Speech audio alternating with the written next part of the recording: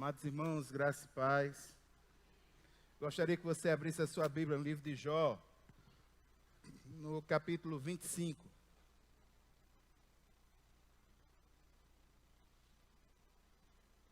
Os versículos 25 a 27. Na quarta-feira próxima passada, nós vimos aqui que ele faz aquele que fez o que fez, porque não sabe o que Deus faz.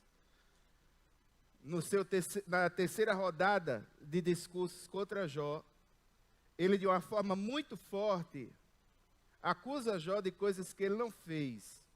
E nesse sentido, ele acusa mesmo. Ele não mais sugere, ele não mais pensa sobre, mas ele acusa Jó de tirania, de ser um tirano. E Jó responde.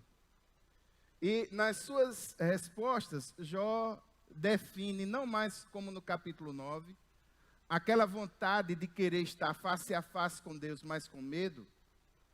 Aqui, no capítulo 24, a gente vê um Jó que quer estar face a face com Deus, mas que no fundo do seu coração, ele percebe esperança, e ele vê que esse Deus misericordioso haverá de qualquer forma ser benéfico à sua causa. E hoje a gente vai ver que nesse terceiro ciclo de discursos, Zofar já não fala mais. Lembrando aos irmãos, só para que vocês possam lembrar das personalidades que estão conversando com Jó, como eu falei, ele fez o que fez, porque não sabe o que ele, Deus, faz. Bildade é aquele que vem com toda a maldade, e quando a gente pensa que não pode piorar, aí entra Zofar, e piora mais ainda, é o radical. No terceiro ciclo de discursos, ele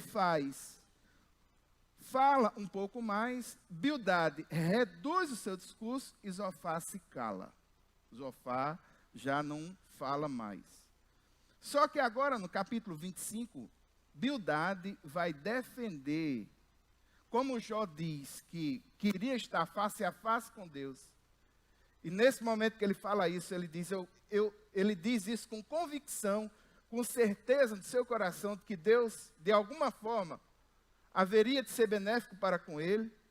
Bildade vai defender a impossibilidade de justiça para um homem insignificante, que esse homem é, diante de um Deus que é profundamente grandioso. Eu gostaria que você curvasse a sua cabeça por um instante. Vamos orar. Pai eterno e santo, Deus poderoso, muito obrigado, Senhor, por esse momento. Muito obrigado, Senhor, por essa oportunidade, essa possibilidade. E nós te pedimos, Deus, no nome de Jesus, que o Senhor nos ajude, que o teu Santo Espírito ilumine a tua palavra em nosso coração. E que haja mudança de mentalidade, mudança de atitude. Senhor, nos instrui, nos orienta, nos capacita, nos empodera. É assim que oramos no nome de Jesus. Amém. Vamos ao texto. Jó, no capítulo 25. Bildade vai dizer, Jó, fique na sua, Jó, que Deus é tão impressionante, que os próprios céus ficam pálidos diante dele. O texto diz assim, então Bildade de Suá respondeu, o domínio e o temor pertencem a Deus, ele impõe ordem nas alturas que a ele pertencem. Seria possível contar os seus exércitos e a sua luz sobre quem não se levanta? Como pode então o homem ser justo diante de Deus? Como pode ser puro para quem nasce de mulher? Se nem a lua é brilhante e nem as estrelas são puras aos olhos dele, muito menos o será o homem, que não passa de larva, o filho do homem, que não passa de verme. Irmão, pesado, né? Irmãos, nesse capítulo 25, que é bem pequeno, Bildade, de forma bem resumida, diz que Deus é impressionante, o próprio céu fica pálido diante desse Deus. Como é que Jó, essa coisinha, e quer estar face a face com ele? E aqui veja, no versículo 2, a gente tem a ideia de que Bildade considera os céus como uma espécie de um lugar de guerra, em que Deus precisa empregar tropas celestiais para estabelecer algum tipo de ordem. E no versículo 3, a expressão mais forte, seria possível contar os seus exércitos? Pergunta retórica, a gente sabe que não. E a sua luz, sobre quem não se levanta? Sabe-se que Deus é poderoso e a sua luz se levanta sobre todo mundo, ou seja, tudo que está debaixo do domínio de Deus empalidece diante da presença dele. E dos versículos 4 a 6, Bildade mostra, reverbera a ideia de toda a discussão, mostra um homem depravado, incapaz de chegar até esse Deus.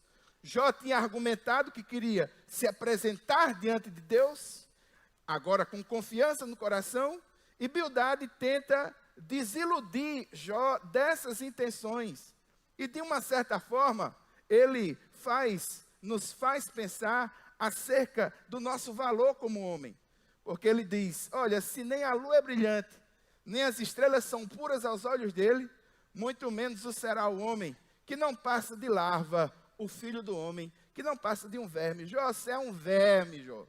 Você é um verme diante desse Deus tão poderoso. Como é que você quer se apresentar a ele, sendo tão insignificante? Aí Jó responde. Jó vai defender a sua posição no capítulo 26, fazendo um desdém do conselho de Bildade, mas também exaltando a soberania de Deus. E no capítulo 27, Jó vai afirmar tenazmente a sua inocência perante Deus e vai concordar com alguns aspectos das discussões dos seus amigos. Capítulo 26. Jó 26, vamos lá. Então Jó respondeu, grande foi a ajuda que você deu ao desvalido. Que socorro você prestou ao braço frágil.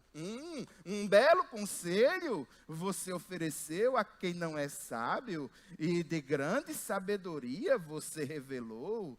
Quem foi que o ajudou a proferir essas palavras?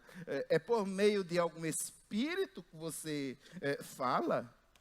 Você perceba no tom de ironia que Jó trata Bildade com desdém nas suas palavras.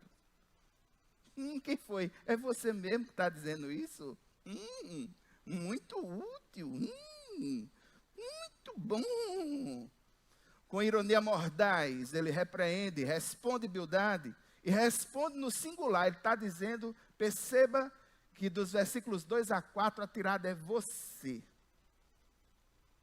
Por quê? Porque, ao que tudo indica, irmãos, Elifaz e Jofar já estão silenciados. Bildade é que vai tentar falar alguma coisa. Esse cara que já devia ter já ficado calado, não devia nem ter falado, ele ainda vai argumentar alguma coisa.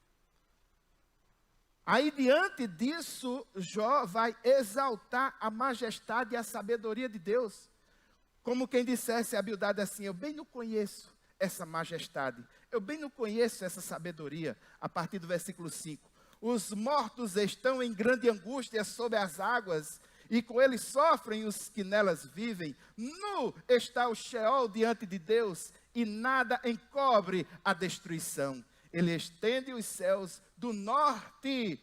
Ele estende os céus do norte sobre o espaço vazio, suspende a terra sobre o nada, envolve as águas em suas nuvens, e estas não se rompem sob o peso dela. Isso é um poema de Jó a respeito do vasto poder de Deus. Ele está escrito de uma forma, de uma linguagem vívida, muito figurada. É possível que na sua Bíblia, na sua versão, se for uma versão Almeida, apareça aí algumas palavras como Apolion, Abaddon, Leviatã. E aqui a versão que eu estou utilizando, ela vai adiantar fazendo algumas dessas mudanças para que o texto possa ser mais compreensível. Aqui eu só fechando um parênteses. Irmãos, eu quero lembrar vocês que eu estou utilizando uma versão contemporânea. É a versão NVI. Por que é que eu estou usando a versão NVI? porque esse texto ele é rico em expressões idiomáticas. E a expressão idiomática ela não pode ser traduzida ao pé da letra, ela perde o seu sentido mais natural. Por exemplo, e a gente viu esse exemplo aqui, no capítulo 25, Jó falou que, de alguma forma, já não tinha mais enxúndias nas ilhargas. Eu tenho enxúndias nas ilhargas. É possível que você tenha enxúndias nas ilhargas. É banha no bucho. É por isso que eu não estou utilizando uma versão formal. Por quê? Porque existem termos que não vale a pena, você não vai compreender o que eu estou dizendo. Então veja aqui, no versículo 5, os mortos, essa expressão é usada figurativamente a respeito dos mortos que habitam no mundo do além. E aqui ele faz uma ideia, uma separação, os mortos que estão debaixo das águas. Por quê? Porque o povo no Oriente Médio entende que das águas para cima existem seres viventes. Das águas para baixo não, aí a história é outra. E aqui ainda no versículo 5, aliás, no versículo 6, a gente vê aí um termo que é Sheol. Nu está o Sheol diante de Deus. Sheol é um termo que é usado no Antigo Testamento, que se refere ao estado intermediário das almas entre o fim da vida aqui na terra e o estado final do julgamento final. Esse interregno, esse tempo, seria um lugar onde esse Sheol, digamos assim, representava esse lugar. O versículo 6 é no sentido de dizer que diante desse mundo não existe mistérios para Deus. Tudo está desnudo, tudo é real. O Senhor é a verdadeira realidade suprema expressa. Ele conhece tudo, Ele conhece todas as coisas. Nesse versículo 6 diz, nada encobre a destruição. É possível que a sua Bíblia traga a palavra Abaddon. Abaddon é o anjo do abismo, está ligado diretamente à ideia de destruição. Então, esse Deus é um Deus poderoso, a morte não é nada para Ele, e nem a destruição para Ele é desconhecido, é um Deus que é poderoso a esse ponto.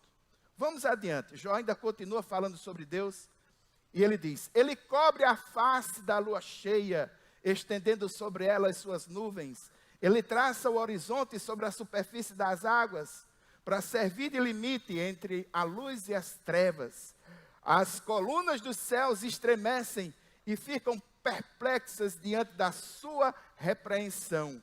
Com seu poder agitou violentamente o mar, com sua sabedoria despedaçou o monstro dos mares. Aqui fazendo alusão a outra figura tipológica, que é o Leviatã, a ideia daquele monstro que controla os mares, a ideia de um ser titânico, forte, mas que o nosso Deus, o Deus que Ele aqui define, é um Deus que coloca limite em tudo, faz todas as coisas acontecerem, traça o horizonte, coloca os limites em águas, em luz, em trevas. É dele o poder, um poder maior do que o que todos poderiam ou podem vir a pensar.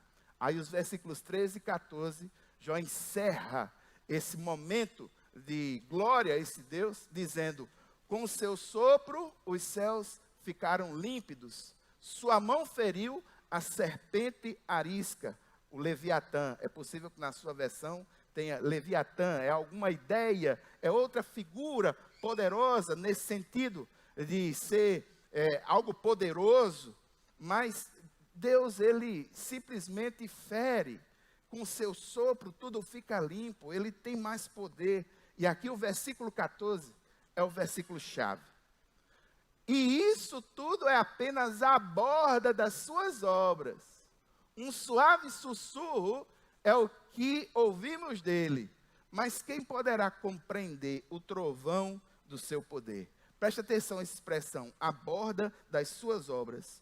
Irmãos, o que Deus tem revelado a respeito do seu domínio, sobre as forças naturais que Ele falou, nos versículos anteriores, e até mesmo as sobrenaturais, como a questão da morte, como a questão dessas forças que Deus enfrenta, Jó reflete sobre tudo isso, e ele fica impressionado com um caráter severamente limitado do entendimento humano. Como é que se pode compreender o trovão do seu poder? Aí aqui, irmãos, de uma forma maravilhosa, Jó traz à luz uma das definições mais bacanas, mais profundas, que é a definição de teologia. E é fantástico quando Jó aborda isso e aborda de uma forma simples. Irmãos, tem muitas pessoas que, quando pegam o termo teologia, faz assim, teó, Deus, logia, estudo, estudo de Deus. Se eu pegar num concílio, pegou em bomba. Porque essa definição, ela não é apresentada assim. Deus não é algo que está sujeita às nossas condições de entendimento. Eu estudei contabilidade na universidade. O objeto de estudo da contabilidade é o patrimônio. Acertei a definição, professor? Aprendi com o senhor, né? O estudo, o objeto de estudo, muitas vezes é de domínio de quem estuda. No caso da teologia, não. Deus não é uma perereca que a gente pode abrir, dissecar, ver os órgãos, entender direitinho como é que se comporta, como é que se compõe. Não é assim, não. Nós estudamos de Deus aquilo que Ele permite que nós estudemos dEle, porque Ele é grande, é poderoso, a nossa compreensão é muito pequena, e Ele fala conosco naquilo que os teólogos chamam de, eles falam por acomodação. E nessa acomodação aí vem a palavra. A palavra revelada é uma espécie de acomodação. Essas figuras de linguagem, essas coisas que são envolvidas no texto, é para que a gente possa refletir sobre Deus de uma forma próxima a nós. Deus se reduz a nós seres humanos da linguagem. É como um senhor idoso vai falar com uma criança, aí chega para a criança e fica...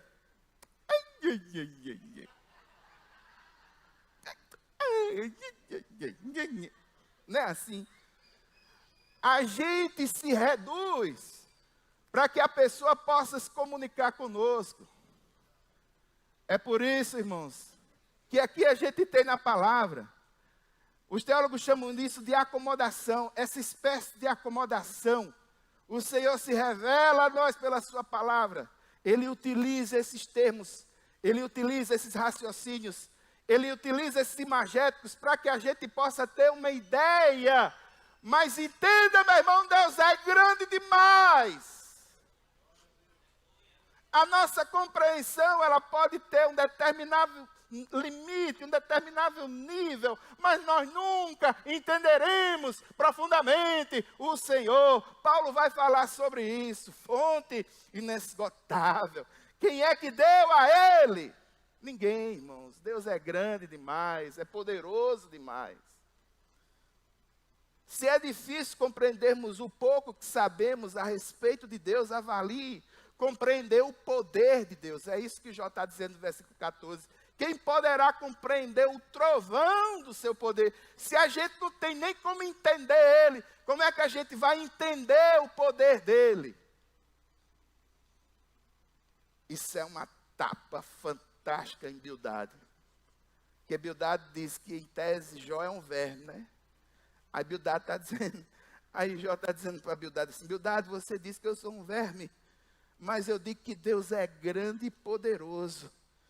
E o maligno, este sim é que é um verme diante de Deus. Capítulo 27, Jó afirma sua inocência, versículos 1 a 6. Jó prosseguiu em seu discurso, pelo Deus vivo, que me negou justiça, pelo Todo-Poderoso, que deu amargura à minha alma, enquanto eu tiver vida em mim, o sopro de Deus em minhas narinas, meus lábios não falarão maldade, e minha língua não proferirá nada que seja falso. Eu nunca darei razão a vocês, a minha integridade não negarei jamais até a morte, manterei minha retidão e nunca a deixarei. Enquanto eu viver, a minha consciência não me repreenderá. Preste atenção no versículo 2. Jó jura pelo Deus vivo. Irmãos, nos antigos essa era a mais solene de todas as formas de juramento.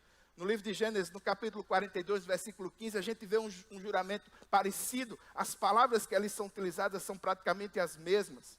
E aqui a gente vê, irmãos, que a fé que Jó tem em Deus ainda se mantinha lá, na esperança, lá no coração dele. Ainda está como aquela fagulhazinha aí, pegando fogo.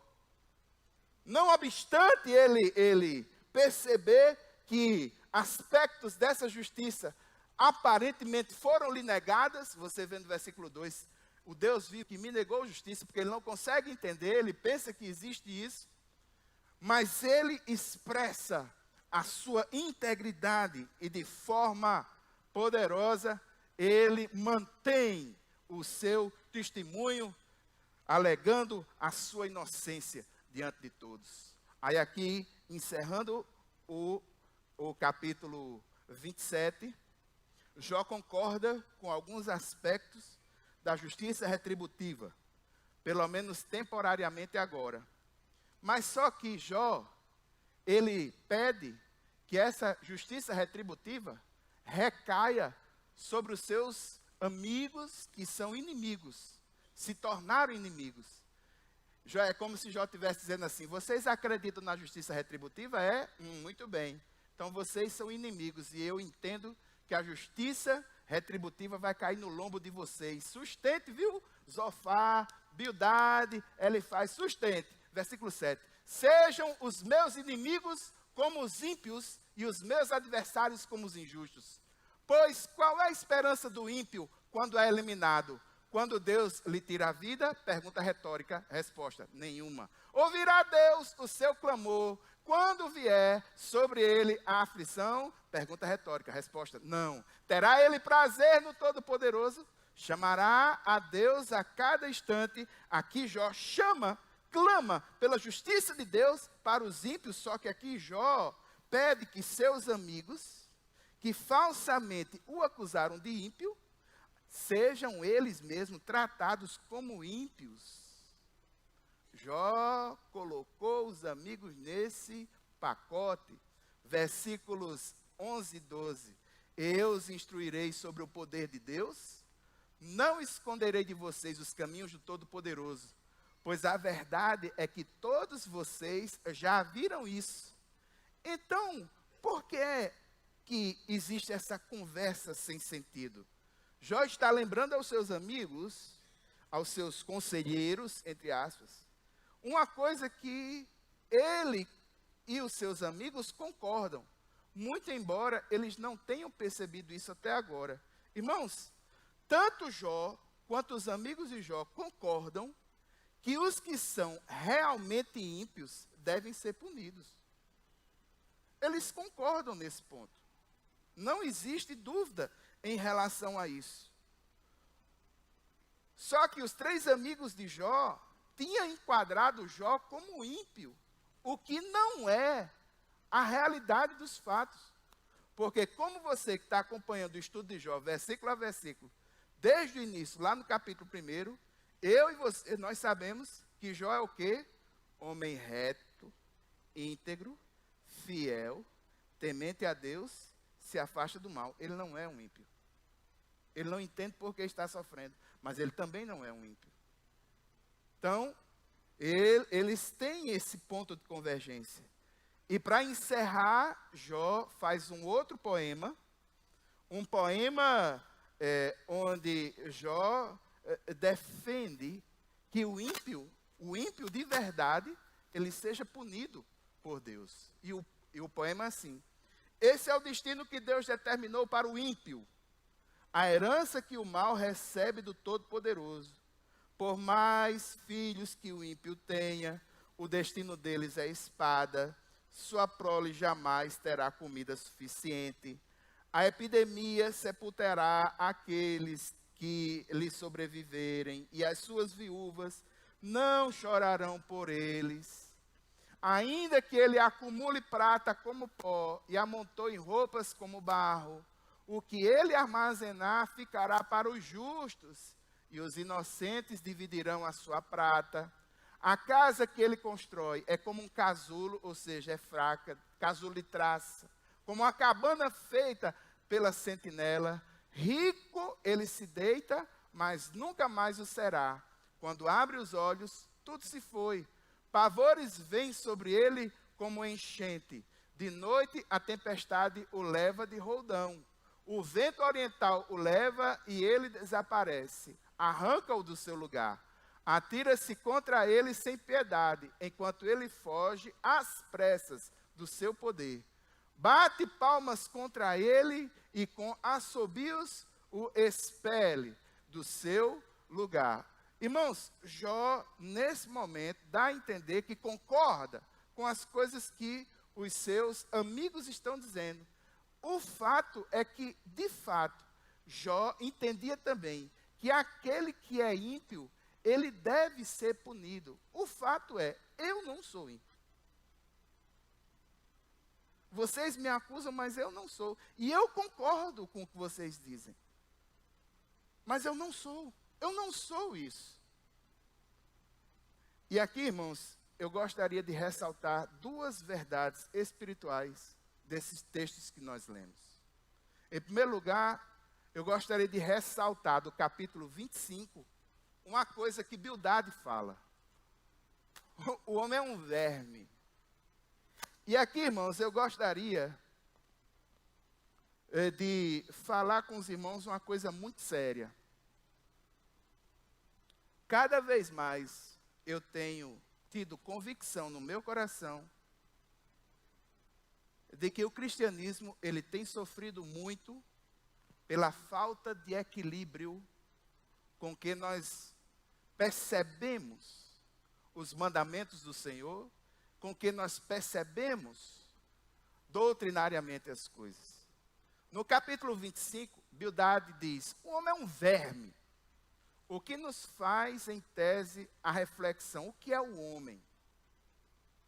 No capítulo 26, Jó respondendo a Bildade, Jó diz, Deus é grande.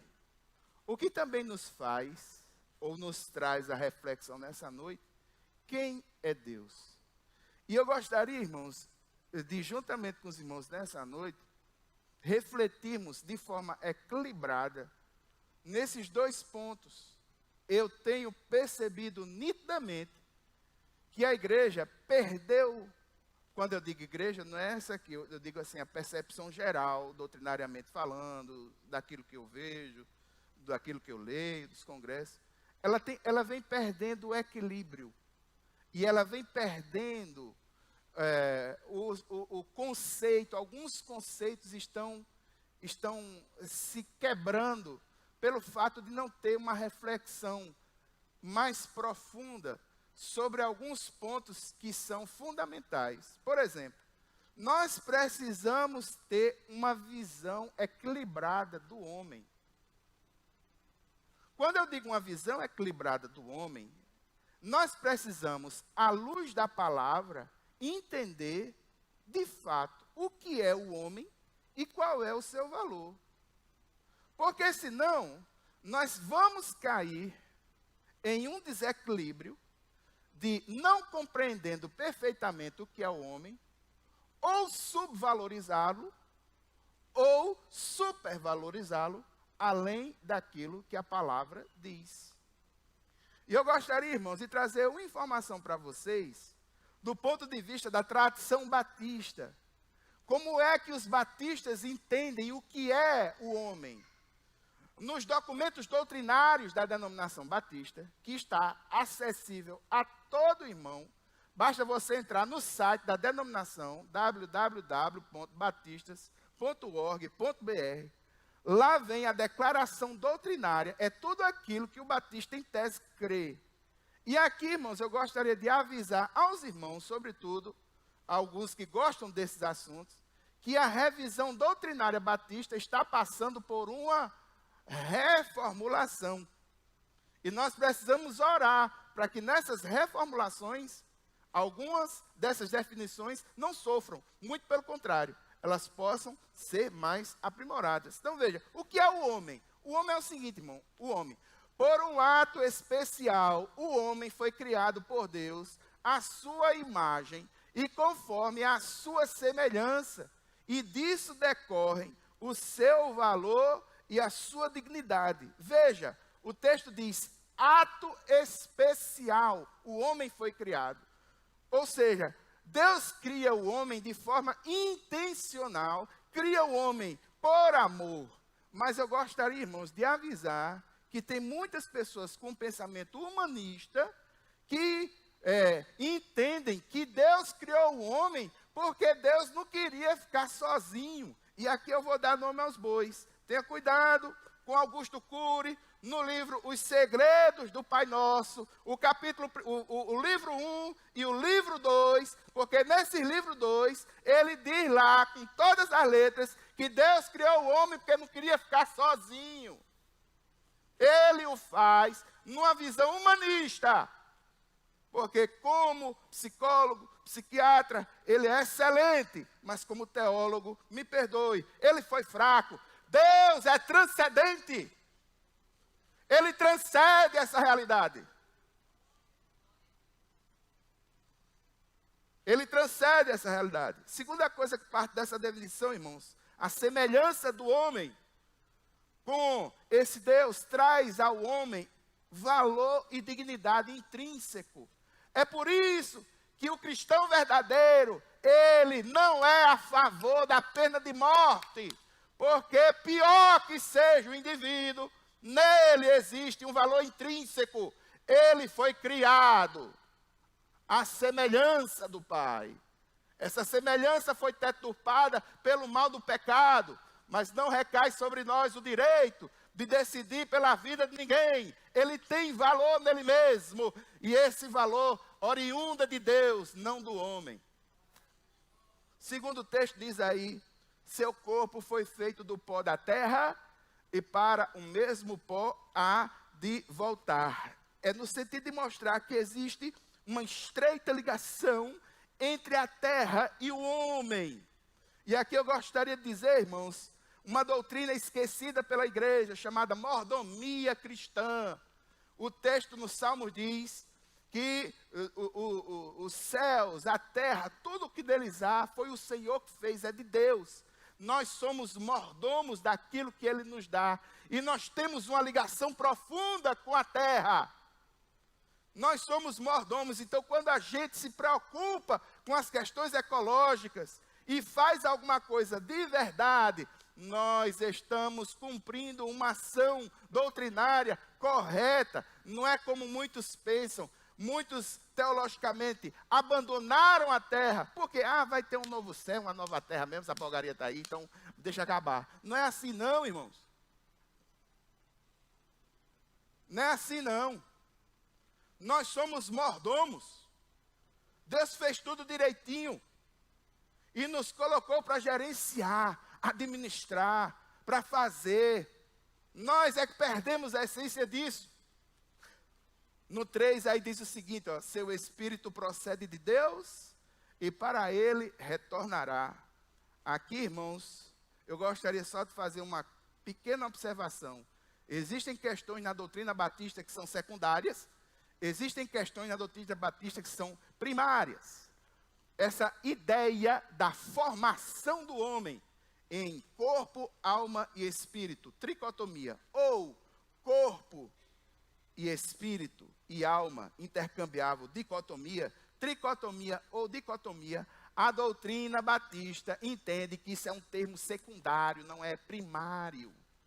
Nós temos na igreja pessoas que entendem que o homem, a formação do homem é corpo, alma e espírito, tricotomia. Mas também existem irmãos na igreja que entendem que é só corpo e espírito ou corpo e alma.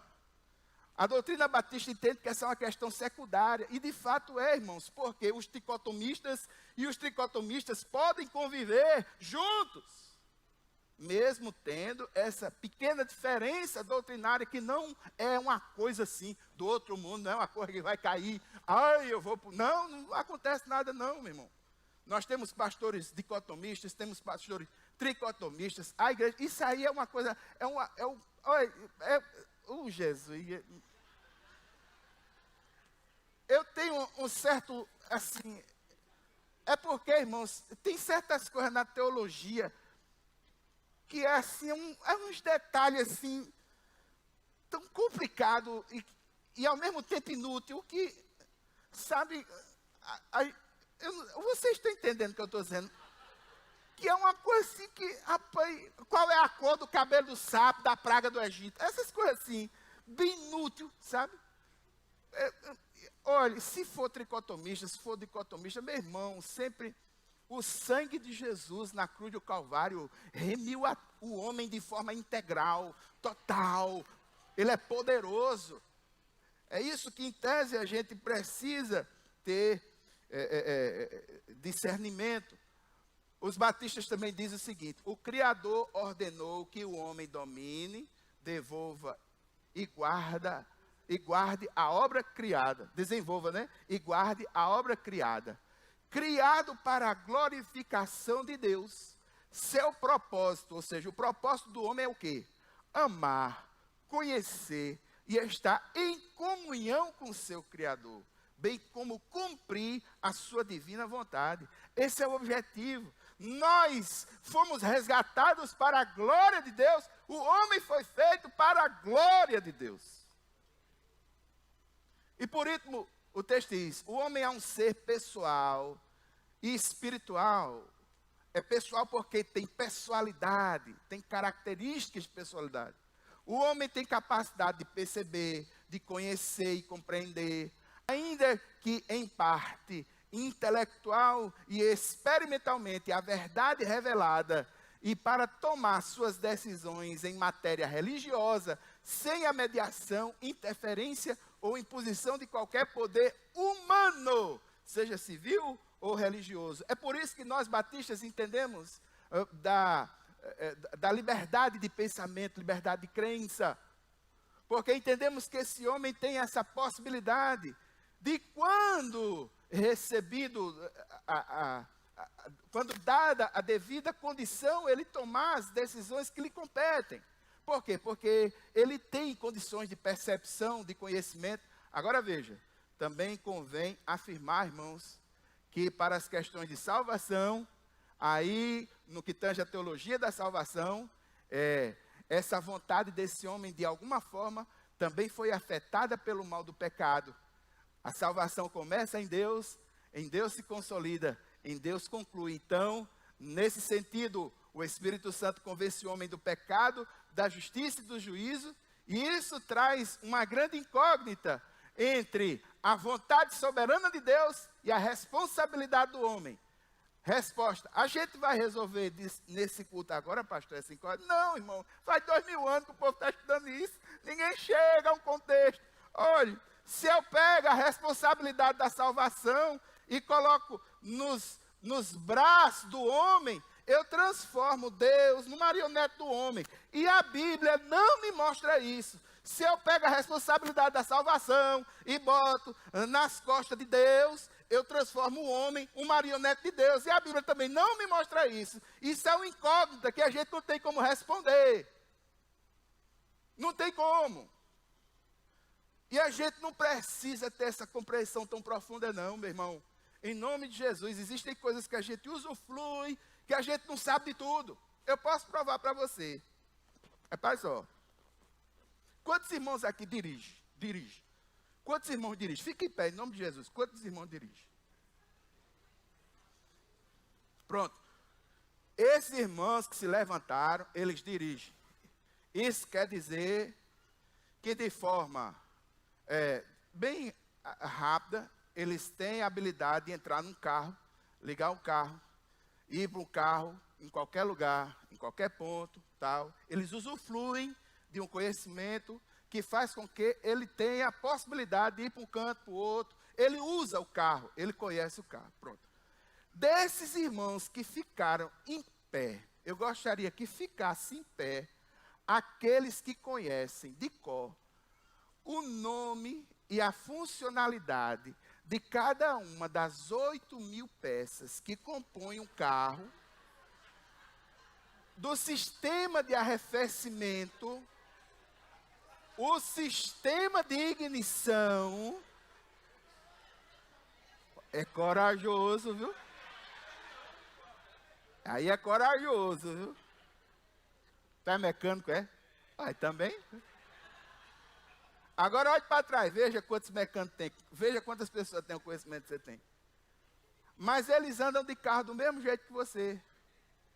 Então, meu irmão, neste sentido, no que tange a questão da salvação, você ouviu a mensagem do Evangelho, e nessa mensagem você creu, você ouviu a mensagem do Evangelho, e lá dentro de você uma coisa aquecia, você não sabia o que era, até que houve um momento em que você se viu pecador, mas viu que Deus tinha em Cristo Jesus a solução para a tua vida, para os teus pecados. Você entregou o seu coração para Ele. Você em Cristo Jesus é nova criatura. Foi selado como Espírito Santo da promessa. O Espírito Santo identifica você como filho de Deus, porque testifica dentro da sua alma. E você sabe, você percebe, você entende.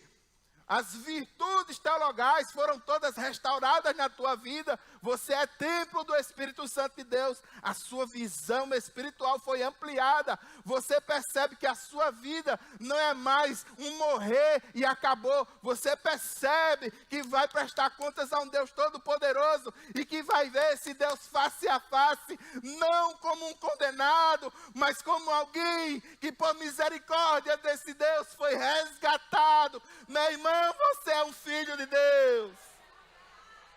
É isso. Acabou. Agora, irmãos, a gente também precisa ter uma compreensão do quem é Deus. E nós precisamos dar a Deus o seu devido lugar. Quem é Deus? Deus, o único Deus, é vivo e verdadeiro. É espírito pessoal, eterno, infinito, imutável. É onipotente, onisciente, onipresente. É perfeito em santidade, perfeito em justiça, verdade e amor. Esse Deus, Ele é criador, sustentador, redentor, juiz e senhor da história e do universo, e que governa pelo seu poder, dispondo de todas as coisas, de acordo com o seu eterno propósito e graça. Irmãos, dessas duas características que são colocadas como definições doutrinárias batistas, na primeira característica, nós precisamos, irmãos, conhecer os atributos de Deus, para poder adorá-lo de forma mais real, de forma mais honesta, de forma mais significativa, louvando a Deus com espírito, com verdade, com compreensão, com discernimento. Nessa segunda verdade, nos mostra um Deus atuante, que conduz a história de acordo com o seu plano, porque Ele é soberano. O texto ainda diz, Deus é infinito em santidade e em todas as demais perfeições. Por isso a Ele devemos todo amor, culto e obediência. Em sua triunidade, o eterno Deus se revela como Pai, Filho e Espírito Santo, pessoas distintas, mas sem divisão em sua essência. Um Deus que é infinito, um Deus que aí diz, olha, a Ele nós devemos amor, culto, obediência, e me permita fazer um acréscimozinho. Nós temos com esse Deus a intimidade de chamá-lo de Pai, mas eu quero lembrar que esse Deus, Ele é Rei. E diante do rei a gente não pode chegar de todo jeito. eu quero lembrar os irmãos de reverência. Reverência.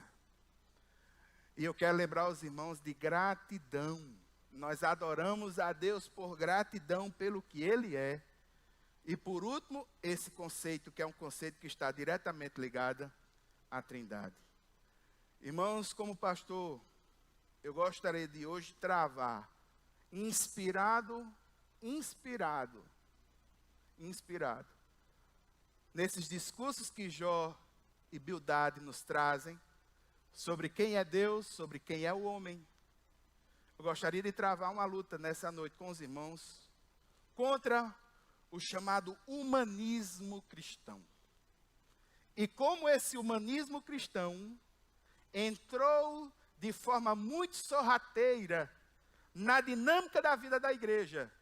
E eu gostaria de mostrar aos irmãos que o humanismo cristão é algo terrível e que tem assolado muitas igrejas. O que é humanismo, pastor?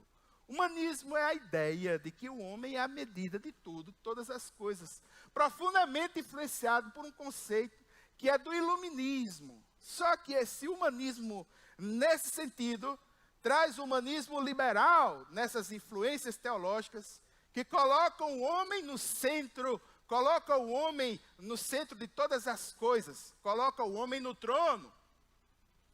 Só, irmãos, que ultimamente nós também temos percebido que de alguma forma ou de outra, esse humanismo tem se revestido de uma capa, e ele também tem entrado nas igrejas, travestido de um humanismo cristão.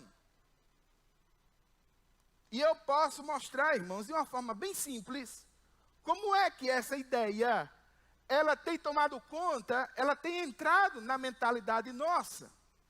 Uma das grandes portas que tem se utilizado e que para a divulgação das ideias humanistas cristãs, infelizmente, irmãos, tem sido a música. E aqui eu gostaria de dar um exemplo aos irmãos do que em tese deveria ser uma adoração objetiva e uma adoração subjetiva, e como é que esse conceito de humanismo, ele tem entrado na igreja. Porque, irmãos, quando a gente canta as canções, nós fazemos teologia. Só que essa teologia, ao invés de ser apresentada de forma verbal, ela é apresentada de forma cantada. Irmãos, quando a gente canta canções para o Senhor, essas canções, elas podem ser divididas em dois tipos. Existem as canções chamadas canções objetivas, é quando eu conheço os atributos de Deus, e eu adoro a esse Deus baseado nos atributos dele, diretamente a ele. Quando eu canto uma canção assim, ó, é como se eu adorasse o Senhor diretamente assim, ressaltando ele, os atributos dele. Quando eu digo assim, ó, Santo, Santo, Santo, Deus onipotente. Está vendo? Eu estou cantando de forma objetiva, adorando a Deus pelos seus atributos, entendeu?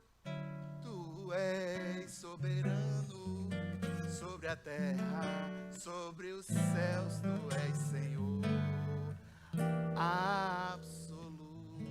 Eu estou sendo objetivo, a canção é objetiva, os atributos são levados a Deus de forma direta. Agora, irmãos, existe a canção chamada canção subjetiva. É quando esse Deus interage comigo e eu devolvo essa emoção, eu devolvo essa interação a Deus pela subjetividade dessa interação. É uma canção assim, por exemplo. A minha alma estava longe do caminho dos céus. Eu era cego e desprezível, pecador, mas Jesus transformou as minhas trevas em luz, quando ele estendeu a sua mão para mim. Perceba que eu estou falando do meu relacionamento com esse Deus, o que torna essa canção subjetiva. Mas perceba que a glória é dele, não minha. A virtude é dele, a graça é dele, não minha. Só que hoje em dia, irmãos, o humanismo mudou esse conceito, mudou esse sentido. E ao invés de colocar Deus no trono, colocou o homem no trono. E colocou Deus como um sujeito que faz com que as vontades desse homem sejam ressaltadas, ou que esse homem tenha um valor maior do que ele, em tese, ou biblicamente falando, deveria ter. Você é um espelho que reflete a imagem do Senhor, não sei o que, e mais lá, e mais lá. Então, ressalta a ideia do homem, coloca o homem num valor maior, maior que o ouro puro de Ofir, e você, Deus, vai fazer de um tudo para salvar você. Deus, você tem valor. Oi, Deus, coitadinho do bichinho lá, prestando atenção para você, querendo que você dê um sim para ele. Olha, não deixe Deus, não deixe ele triste não, aceite ele, olhe lá, olha a cara dele. Irmão, não é assim não. Me perdoe a franqueza de um teólogo meio doido, mas foi a graça desse Deus que nos alcançou, e a gente não tem virtude nisso aí não. Quando o Senhor olhou dos céus à terra, ele viu a depravação do homem. Nós somos depravados pelo pecado, meu irmão. A gente não tem condição de dizer, eu determino, ninguém determina nada, a gente não determina nem a vontade de ir no banheiro.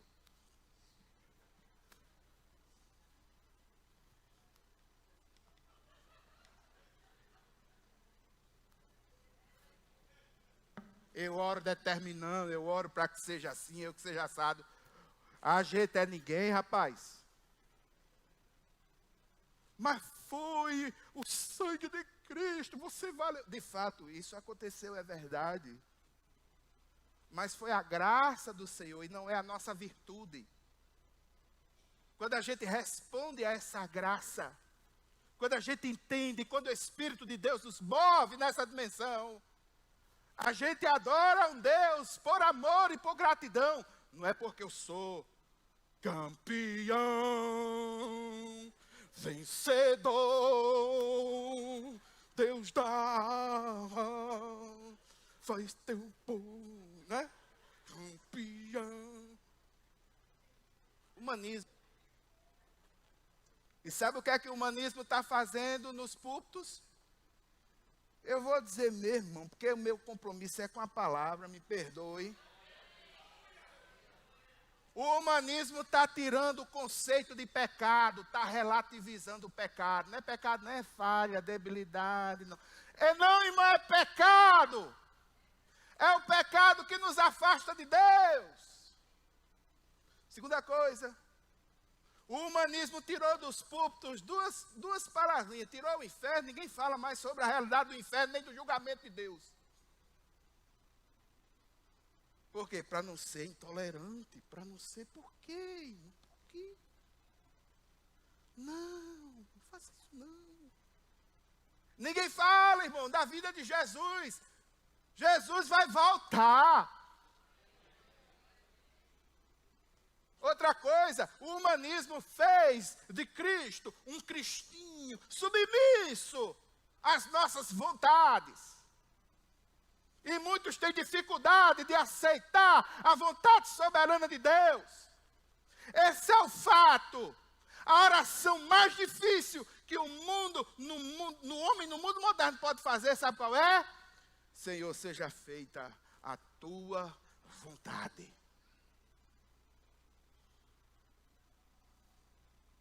Sabe o que é que conta hoje?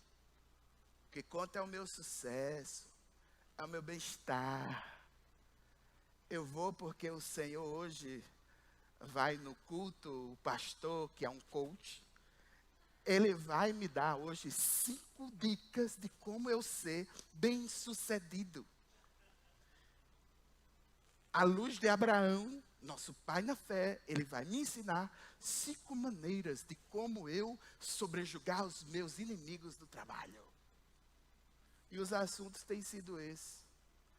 E é por isso, irmãos, que tem muito púlpito, tem muita igreja cheia. Porque não estão procurando um Deus para de forma submissa adorá-lo. Estão querendo uma espécie de Deus mágico da lâmpada, que o cara esfrega assim, se você tem 3 pedidos. Algo nesse sentido. Um cristinho submisso, onde na realidade quem está no trono de verdade ainda somos nós. Mas, como o pastor quer dizer, meu irmão, que enquanto você for o dono, enquanto você estiver no trono da sua vida, você pode ter certeza que você vai ficar pebado. Nada vai prestar.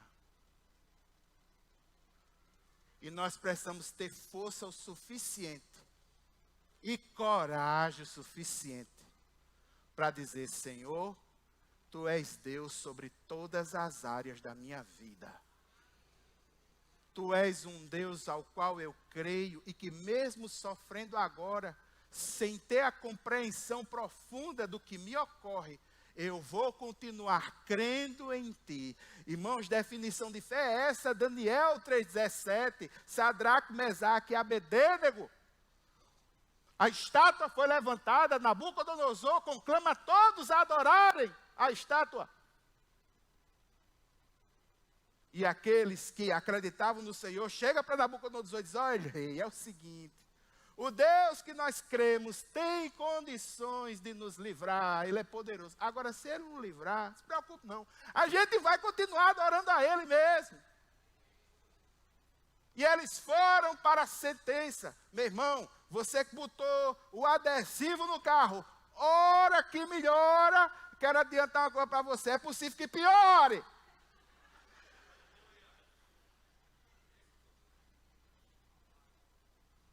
Que o Senhor está muito mais interessado no nosso caráter e na nossa intimidade com Ele, do que nos benefícios materiais que chegam até nós.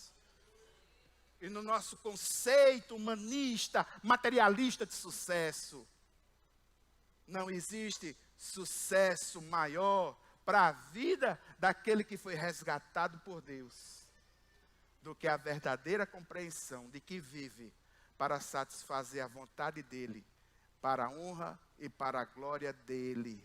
E vive nessa perspectiva, com o coração livre e aberto. O que é o homem, o que é Deus, nós precisamos ter equilíbrio nesses conceitos. Se a gente tem um equilíbrio maximizado do homem, nós nos transformamos em humanistas. Se temos uma visão minimizada do homem, nos transformamos em coitadinhos. Nós precisamos ter uma visão saudável de Deus. Deus é soberano? É. Mas também é amor, verdade, justiça. É misericórdia. As misericórdias dele se renovaram essa manhã. No mundo, meu irmão, as esperanças do mundo são as últimas que morrem. As esperanças para nós é a primeira que ressuscita. Eis aí a Páscoa no final de semana para nos mostrar isso. Jesus ressuscitou, venceu a morte. E porque Ele venceu, eu e você somos mais do que vencedores. E ser mais do que vencedores é entender que essa terra não nos suporta. Ser mais do que vencedores é entender que um dia haverá novo céu, nova terra. Nós vamos estar com Ele. E é isso que nos basta. E é isso que nos faz levantar a cabeça e ir adiante. Adore a Deus pelas motivações certas. Adore a Deus pelo o conteúdo certo. E adore a Deus de forma saudável. Vamos orar? Eu passei 5 minutos, irmãos. Irmão, me perdoe.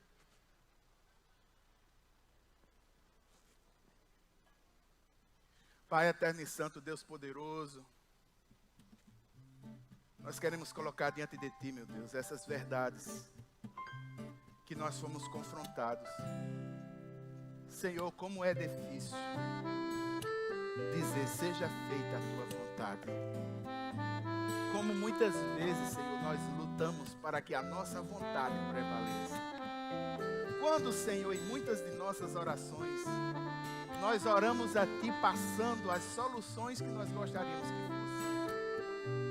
Meu Deus, meu Pai, nos ajuda a entender, Senhor, que nós somos felizes apenas quando o Senhor toma conta de todo o nosso ser. E que toda sorte de ansiedade cai dos nossos corações. E que a paz que excede todo entendimento chega até nós. E nós percebemos que somos amados do Senhor. E que participamos de um plano cuja efetivação não se dá nesse mundo aqui agora, mas se dá com o Senhor. Isso nos traz alegria de viver o agora na perspectiva do futuro. Eu quero colocar diante de Ti, Senhor, essa igreja. Quero clamar, Deus, para que o Senhor nos dê sabedoria para identificar os erros. Nos dê sabedoria prática para que a gente ande de acordo com a Tua palavra e não se desvie dela, nem para a direita, nem para a esquerda. Meu Deus, meu Pai, nós temos valor, mas é o valor do Senhor para nós, não o valor que o mundo atribui. E porque o Senhor nos ama, nós dormimos em paz. Louvado e engrandecido seja o Teu santo nome. A Ti toda a honra, toda a glória, todo o louvor. E que nós oremos como João Batista intercedeu em um dado momento da sua história, falando uma verdade muito grande. Convém que o nome do Senhor cresça e que o nosso diminua. Nós oramos no nome de Jesus. A igreja diz amém. A graça do Senhor Jesus Cristo, o amor de Deus, a comunhão e as consolações do Espírito Santo seja sobre cada um de nós hoje e sempre. Amém, amém. Queridos, Deus abençoe vocês. Tenham uma noite de paz e que amanhã as suas forças estejam renovadas no Senhor.